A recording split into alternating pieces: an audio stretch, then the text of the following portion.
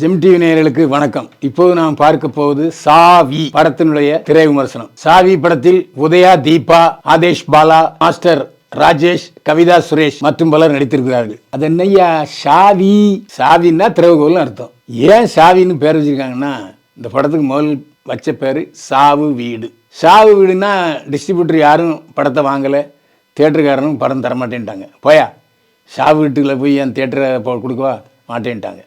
அதனால் சிலருடைய ஆலோசனைக்கிணங்க சாவி அப்படின்னு பேர் வச்சிருக்காரு இயக்குனர். பூபதி வெங்கடாசலம் ஒளிப்பதிவு செய்திருக்கிறார். சரண் ராகவன், விஜே ரகுராம் இசையமைத்திருக்கிறார்கள். ஆண்டனி அஜித் கதை திரைக்கதை வசனம் எழுதி இயக்கி முக்கிய வேடத்தில் நடித்திருக்கிறார். இந்த படத்தில் சாவு வீட்டில் என்ன நடக்கும், இதான் கதை. இதை பிளாக் காமெடின்னு சொல்கிறாரு டைரக்டரு.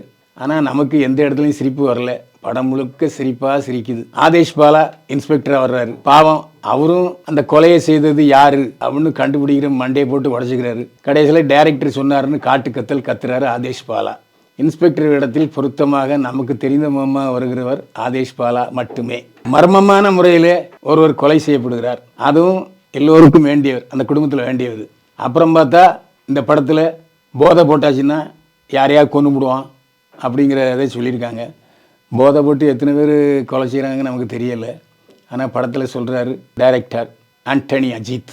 படம் கொஞ்சம் நிறைய நெருடலாக இருக்குது, லாஜிக் மீறல் அதிகமாக இருக்குது. என்னங்க இது, ஒருத்தன் தண்ணியை போட்டு பிணத்தை தூக்கிட்டு போவானான்னு கேட்டால் இல்லை, அவன் இழுக்கத்தான் செய்கிறான், ஆனால் மற்றவங்க பார்வைக்கு அவன் தூக்கிட்டு போன மாதிரி தெரியுது அப்படின்னு சொல்லுவார் டைரக்டர். பிளாக் காமெடிக்கு அர்த்தம் என்பதே தெரியாமல் படம் எடுத்திருக்கிறாரு ஆண்டனி அஜித். நம்ம யாரையும் குறை சொல்ல முடியாது.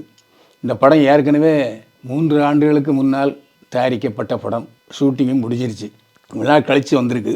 இதுக்கடையில் நிறைய சாவு வீடு சம்மந்தப்பட்ட படங்கள் வந்துருச்சு, நாம் பார்த்துட்டோம். இந்த சாவு பிணத்தை மையமாக கொண்ட படங்கள் ஒரு 4-5 பார்த்தாலும் கடைசி படமாகத்தான் இந்த படம் வந்திருக்கு சாவி. புதியவர்கள் எங்களை ஆதரிக்க வேண்டும் என்று கேட்டுக்கொண்டார்கள். அதே ஆதேஷ் பாலா என்னுடைய நண்பர், பழைய காமெடி நடிகருடைய மகன். அன்னைய கொஞ்சம் பார்த்து அப்படின்னு சொன்னார். வேறு என்ன செய்ய, படம் ரொம்ப பொறுமையை சோதிக்கிறது. அதாவது நேரமே போகலைன்னா ஏதாவது தியேட்டருக்கு போகணுன்னு கட்டாயம் வந்துச்சுன்னா நீங்கள் சாவி படத்துக்கு போங்க. பயில்வான் பார்வையில் சாவி படத்துக்கு 100க்கு 30 மதிப்பெண்கள். மீண்டும் சந்திப்போம். வாழ்க வளமுடன்.